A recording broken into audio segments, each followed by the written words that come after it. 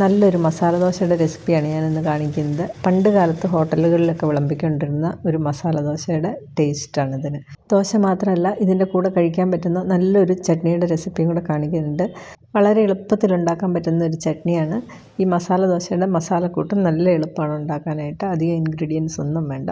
അപ്പോൾ അതെങ്ങനെയാണെന്ന് കാണാം.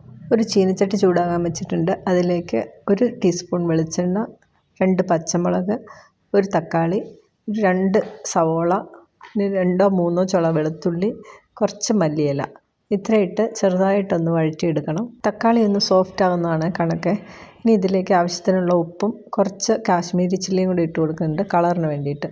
നല്ല എളുപ്പമാണ് ഈ ചട്നി ഉണ്ടാക്കാനായിട്ട്, അതുപോലെ നല്ല ടേസ്റ്റുമാണ് ഇതിന്. കാശ്മീരി ചില്ലി 1/2 ടീസ്പൂണാണ് ചേർക്കുന്നത്. എല്ലാം കൂടി നന്നായിട്ട് ചൂടായി കഴിഞ്ഞാൽ ഫ്ലെയിം ഓഫ് ചെയ്യുക. എന്നിട്ട് തണുത്തതിന് ശേഷം മിക്സിയിലിട്ട് അരച്ചെടുക്കണം. അപ്പോൾ ഇതെല്ലാം ഒന്ന് വാടി കിട്ടിയിട്ടുണ്ട്, ഇത്രയും മതി. ഇനി ഫ്ലെയിം അങ്ങ് ഓഫ് ചെയ്യുക. ഇതിന് തണുത്തതിന് ശേഷം ഒരു മിക്സിയുടെ ജാറിലേക്ക് അല്പം തേങ്ങയും കൂടെ മിക്സ് ചെയ്തിട്ട് വേണം അരയ്ക്കാനായിട്ട്. അപ്പോഴാണ് അതിന് ടേസ്റ്റ്. ഞാനിവിടെ 2 ടേബിൾ സ്പൂൺ തേങ്ങയാണ് ചേർക്കുന്നത്. അതിലേക്ക് വഴറ്റി വെച്ച തക്കാളി സവോളയും കൂടെ ഇട്ട് കൊടുത്ത് നന്നായിട്ടൊന്ന് അരയ്ക്കാം. തരിയില്ലാതെ തന്നെ അരച്ചെടുക്കണേ.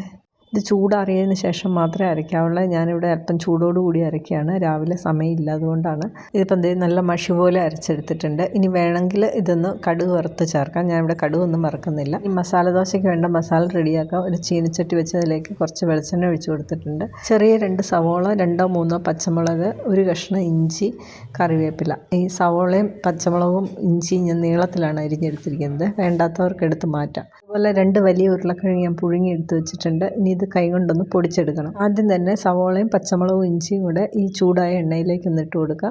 ചെറുതായിട്ടൊന്ന് വഴറ്റിയാൽ മതി. നല്ല ക്രഞ്ചി ആയിട്ട് തന്നെ ഇതിരിക്കണം. സവോള വേവിക്കരുത്, ഒന്ന് ട്രാൻസ്പെറൻ്റ് ആയി കിട്ടിയാൽ മതി. ഒരു 30 സെക്കൻഡൊക്കെ ഒന്ന് ഇളക്കി കൊടുത്താൽ മതി. ഇനി ഇതിലേക്ക് കുറച്ച് മഞ്ഞൾപ്പൊടിയും നമ്മുടെ മസാലയ്ക്ക് ആവശ്യമുള്ള ഉപ്പും കൂടെ ചേർക്കാം. ഇനി എല്ലാം കൂടി ഒന്ന് മിക്സ് ചെയ്തിട്ട് നന്നായിട്ടൊന്ന് ചൂടാവണം. ഇത് നന്നായി ചൂടായി കഴിഞ്ഞാൽ ഉടനെ തന്നെ അതിലേക്ക് ഒരു 1/2 ഗ്ലാസ് വെള്ളം ഒഴിച്ചു കൊടുക്കണം. സവോള വെന്ത് പോകാതിരിക്കാനായിട്ട് പ്രത്യേകം ശ്രദ്ധിക്കണേ. സവോള വെന്ത് പോയി കഴിഞ്ഞാൽ അത്ര ടേസ്റ്റ് ഉണ്ടാവില്ല. ചൂടായ ഉടനെ തന്നെ ഞാൻ വെള്ളം ഒഴിച്ചിട്ടുണ്ട്. ഇനി നമ്മൾ എടുത്ത് വെച്ചിരിക്കുന്ന ഉരുളക്കിഴങ്ങ് ഇതിലേക്ക് പൊടിച്ചിട്ട് കൊടുക്കുക. ഇത്രയും വെള്ളം എന്തിനാണ് ഒഴിക്കുന്നതെന്ന് വെച്ചാൽ മസാല കുറച്ച് ലൂസായിട്ടിരിക്കണേ.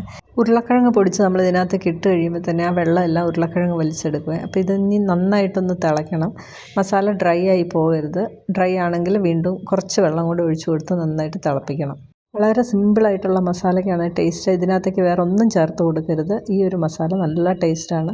ഈ ഒരു പരുവത്തിൽ ഞാനിത് മാറ്റി വയ്ക്കുകയാണ്. ഇങ്ങനെ അങ്ങ് ഇരുന്നോട്ടെ. ഇത് കുറച്ചിരുന്ന് കഴിയുമ്പോഴത്തേ അത് വീണ്ടും കുറുകും. അതുകൊണ്ട് കുറച്ച് ലൂസായിട്ട് തന്നെ മാറ്റി വെക്കാം. മസാലയുടെ ചൂടാറുന്നതിന് മുന്നേ തന്നെ നമുക്ക് ദോശ ഇട്ട് തുടങ്ങാം. അല്പം നെയ്യും കൂടെ ചേർക്കുന്നുണ്ട് ദോശയിലേക്ക്. എപ്പോഴും ദോശ ഇടുമ്പോൾ ഉണ്ടല്ലോ, അത് നല്ല ക്രിസ്പി ആയിട്ട് കിട്ടാൻ വേണ്ടിയിട്ട് ഈ ദോശയുടെ മേളിലേക്ക് അല്പം വെള്ളം ഇതുപോലെ ഇങ്ങനെ തളിച്ചു കൊടുക്കാറുണ്ട്. അങ്ങനെ ഒന്ന് ഉണ്ടാക്കി നോക്കണം.